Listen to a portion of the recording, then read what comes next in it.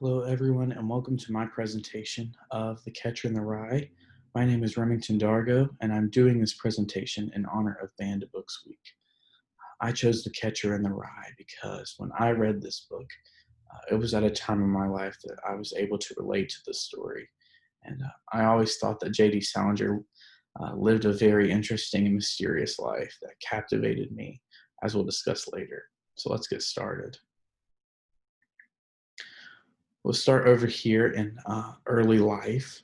Um, J.D. Salinger was actually born in Manhattan, New York, into a very wealthy family. He attended a very exclusive uh, high school.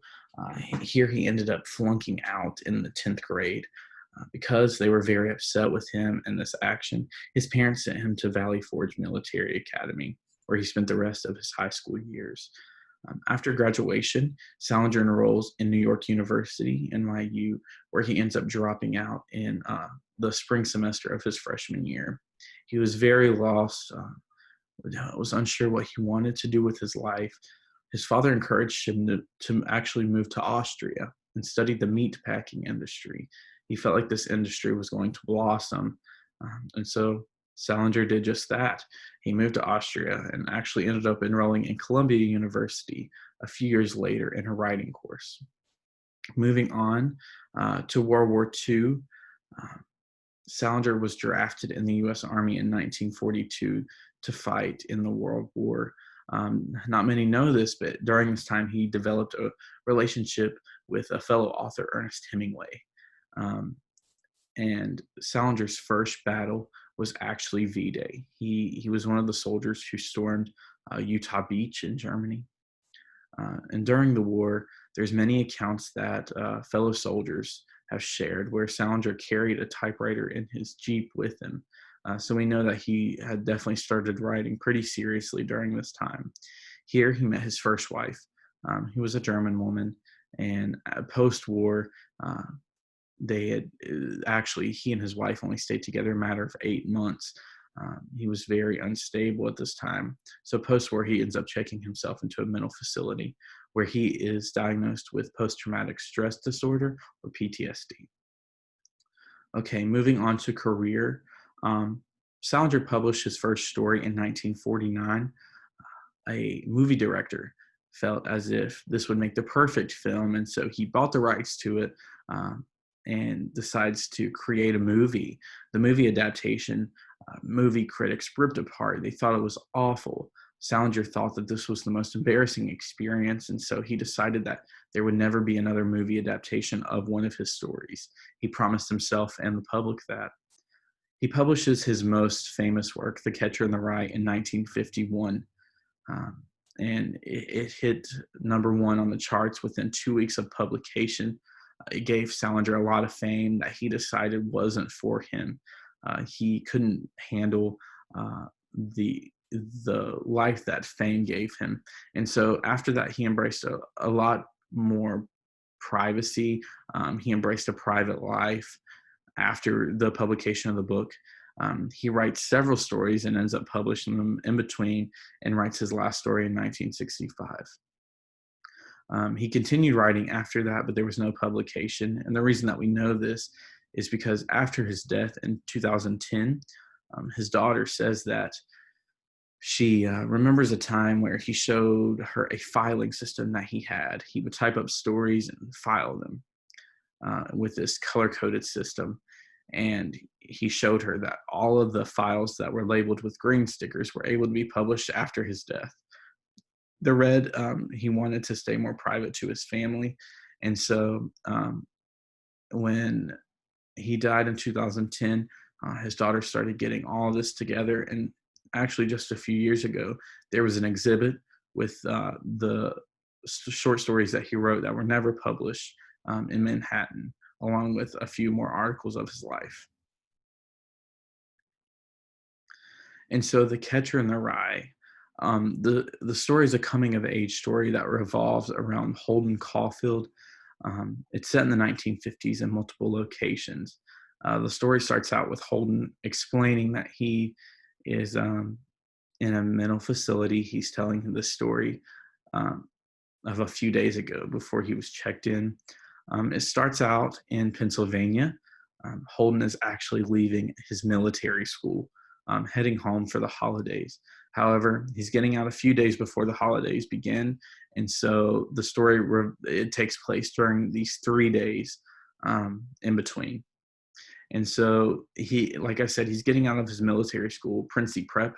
Um, During this time, he travels home to Manhattan, but decides that he isn't quite ready to see his parents again. He doesn't want to go home.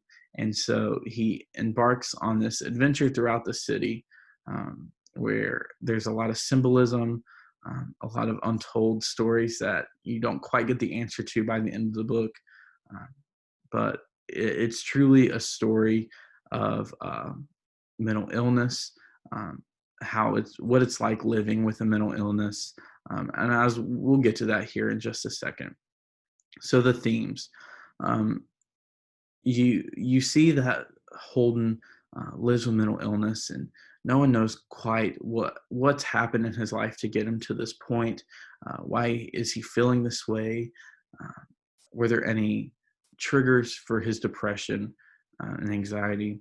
And so you see towards the end, he talks to his sister, Phoebe, um, who is younger than him, and at the very end of the story, he talks to her. He takes her out for lunch. She rides a carousel in New York City, and he he gets this overwhelming emotion. He starts crying and smiling, and so at this point, you really see that Holden is facing the challenges of growing up. He's getting older, and he's not ready for the adult world. He's unsure at what track he wants to take. Um, and it's stressing him out.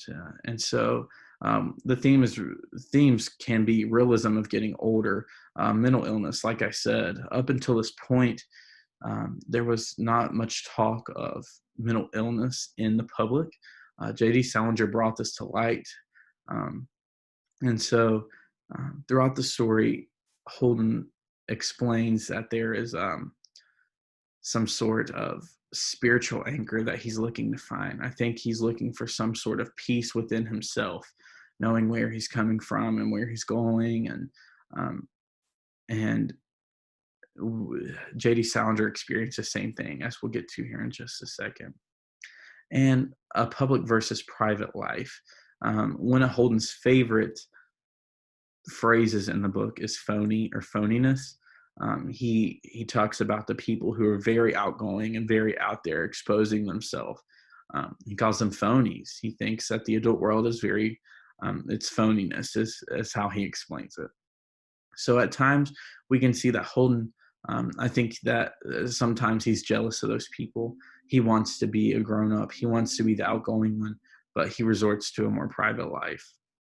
And so, like I said, there's a lot of relations there between Holden and J.D. Salinger. They're both born in Manhattan to a very wealthy family. Both had experiences with military schools. Both struggle with mental health. After J.D. Salinger published The Catcher in the Rye, he had a hard time balancing his private and public life, and that's why he resorts to a private life. During this time, we know that J.D. Salinger studies Buddhism and Hinduism, and that's where he finds a spiritual peace. And during this story, Holden is searching for that spiritual peace. He wants that to be his anchor in his life. And then both end up resorting to a private life in the end.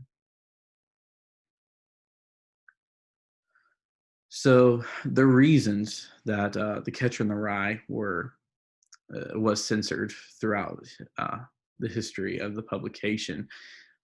Some of these reasons can include vulgar language. I think this comes from the fact that Holden wants to be an adult. He thinks that using this language makes him more of a man, per se. A lot of sexual references. Holden runs into many sexual situations, one being with a prostitute, one being with a previous teacher. And his reactions to these situations lead many to believe that Holden was sexually assaulted or abused earlier in his life. He feels very uncomfortable with those situations and kind of brushes them away. He runs away from them. There's a lot of violence and blasphemy as a 16-year-old boy is running through the city. You can imagine the violence, especially a mentally ill 16-year-old boy running throughout New York City by himself.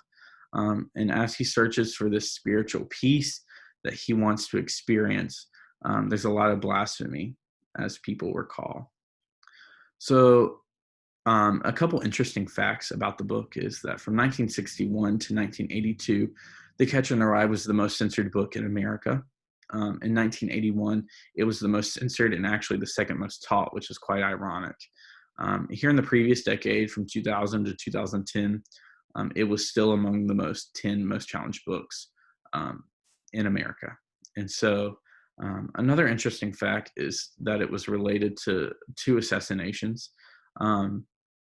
In when John Lennon was assassinated, um, the man who shot him actually had The Catcher in the Rye with him, and he mentions it in an interview that he does later with police.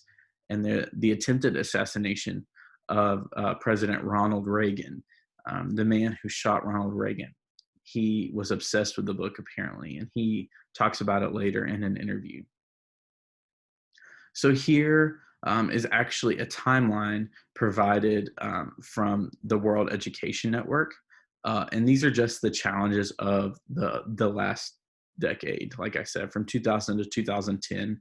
In 2010, which is very recent, it was challenged and or banned for offensive language, being sexually explicit and unsuited to an age group. In 2009, it was challenged in Missoula, Montana, of course, for those reasons. 2006, challenge for sexual content, offensive language, being unsuited to an age group.